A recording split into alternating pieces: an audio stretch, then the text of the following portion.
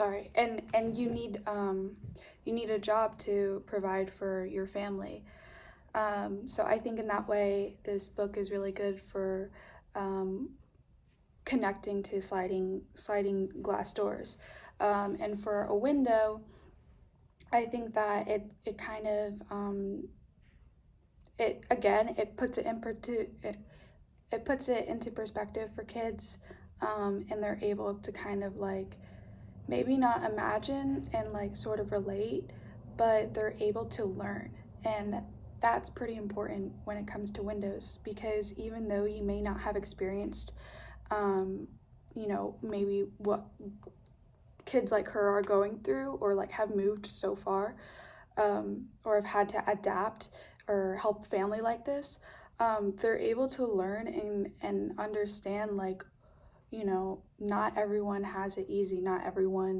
Um, Not everyone can just move away and, you know, and find a job and be able to live financially stable.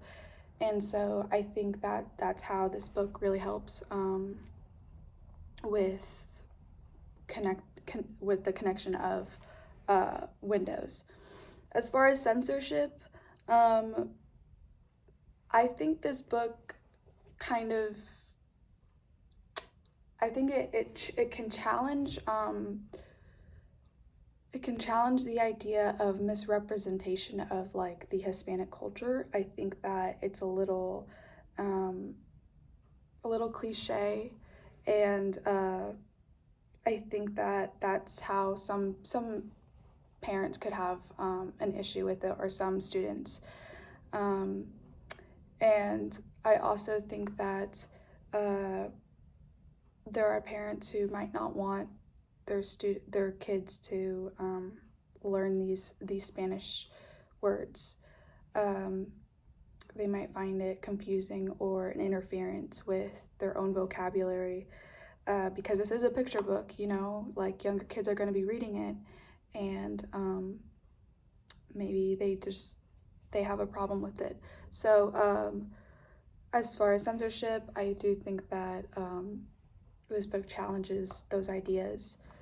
Um, and as far as relation to this topic of language, I think that this book is really good for teaching readers, and kind of getting them exposed to dual language picture books, and incorporating Spanish into mostly English, just because, you know, there are words that younger kids are not going to be familiar with, and it's teaching them not only how to like figure out the meaning of these words, but also how to say them if they're reading them aloud or reading them with a partner.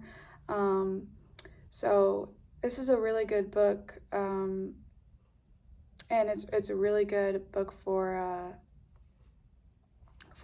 the topic of language, just because it's about, two different languages, and how a mother and daughter are able to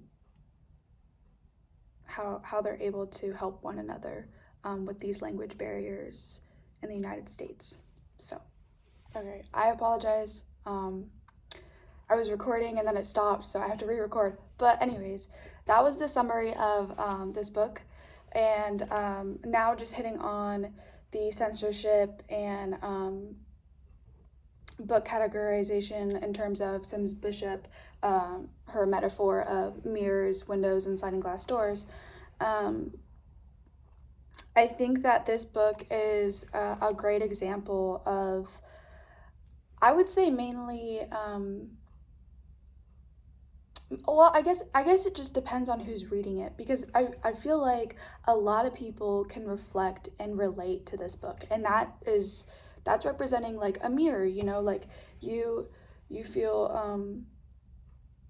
like you feel like you're not the character, but you're like, you felt those feelings that she's feeling, like that she struggles to juggle, being a kid and helping her mom, and especially with like moving from Mexico to the United States. That's actually a big jump, especially when your parents didn't grow up in the United States. Like it's a lot harder to learn a language when you're older versus you have all these opportunities when you're a kid.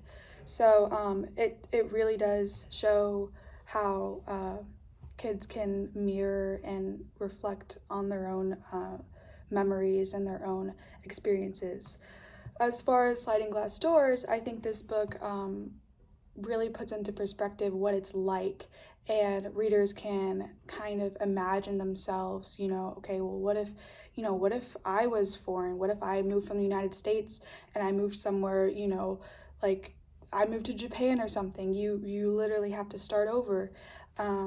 And not only just like imagining themselves as the daughter, but also the mother, like what if you were older and you didn't have the option to take English classes, in elementary or in high school, and you're an adult and you have. All right.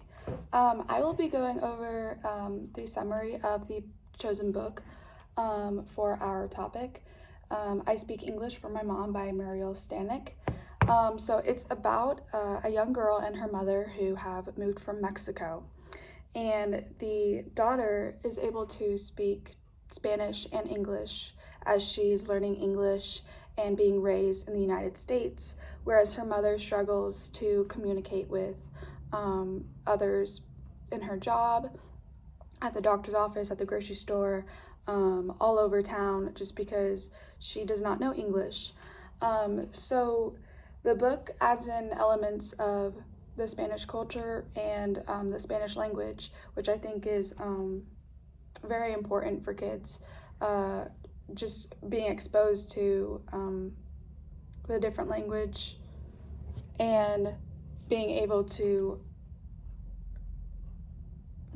understand basically where this girl is coming from, and kind of understand her feelings about helping her mother, and losing a lot of opportunities of just like enjoying being a kid.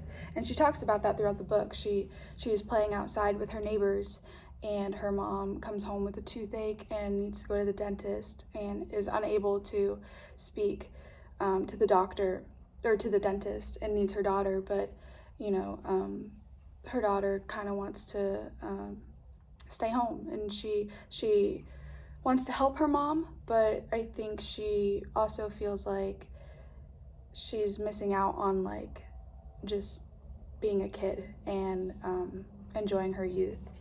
But ultimately, she continues to help her mom, and towards the end of the book, the mother decides to take English classes after having been laid off from her job. So she's looking for higher pay and another opportunity to provide for her and her daughter, and she ends up finding a really good job in the city, but there's no one there to speak Spanish for her, and she obviously can't bring her daughter with her. So the mother ends up taking English classes. Their night class is held at the high school in town, and the daughter is proud of her mom, and they talk about the husband who actually passed away from an illness before they had moved from Mexico to the United States, and he just wished that his daughter was able to work hard and attend a good school in order to get a job and not struggle like how the mother is right now, and just really wanted her to work hard. And so the daughter is proud of her mom, and she reminds her that the dad would be so happy and proud of both of them for working hard. And that's basically it. Hello, my name is Victor Campos. This is like my 5th take because the video doesn't let me go longer than 3 minutes, and the first one I did, it was 7 minutes. I'll be talking about 3 books today. It is Our Class as a Family, In My Family, and Today You Begin. The reason why we chose these books is because it shows that you shouldn't be afraid to be you, and you should always accept others for who they are. And our class as a family is basically talking about the school should be another family because you're always there and you're always spending time there. Um, in my family, it's actually a cool book because it shows like an English portion of the reading and then it shows like a Spanish portion of the reading. So it helps people understand certain things, and vice versa. If you only talk English, you can read the Spanish part and understand what they're saying, and then, the Day You Begin is a book about a girl that an African American, and she goes to school, and it basically talks about how you should be you shouldn't be afraid to tell people where you come from, and you shouldn't be afraid to talk to people and make friends and open up about who you are and what you do and what your culture is. And all these books tie together because we all have different cultures, and we all come from different things. It's okay not to be different, and this kind of just shows that it's okay to be you, and it's okay to talk to people and understand where you guys come from and what it actually is. Thank you. All right. So this is going to be a video of me going over our Spark page that we have generated for our challenging topics assignment. So here you'll see that we have our introduction with the cover of our book, and we'll go down and you'll see we chose to address the topic of multicultural instruction in the classroom. Basically the rationale for it and its importance and the struggles that it faces in today's climate. We did this based off the book I Speak English from my mom. It is a Spanish-speaking family. The mom does not speak English hardly at all, and the daughter, growing up through the American education system, has learned English. And essentially, the mom who once took care of the daughter is now taken care of by the daughter as far as translating goes, different things like that. So we follow this little girl through the story as her mom begins to learn English through different classes and stuff. But it does show the hardship of those who speak little English in our very English-speaking society. So we go on to address the topic and address the perspective that the book gives the reader as they approach the topic. You'll see that we discuss opposition that the book faces and the message that it presents. We also have links to view our research that we have that backs our arguments based on how we feel multicultural education is represented in America, the importance of it, and the argument for it. We also have a letter to concerned families on the inclusion of this topic. If we were to use this book in a classroom setting, there may be some arguments made against it. And in this letter, we reassure the families why it's important and how it is a healthy conversation to have with learners of all ages. Furthermore, we have our group experiences listed as well. You click this link, you'll see all three of our responses of our own personal experiences with the issue at hand.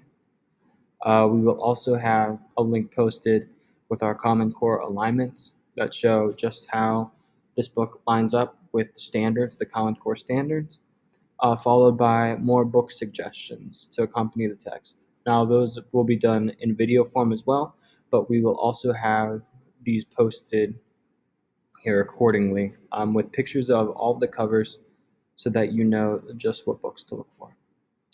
So that is a basic summary of our Spark page. So as I'm making this video, it is being completed, and that will be the gist of it as you view it. So thank you for listening, and we hope you enjoy.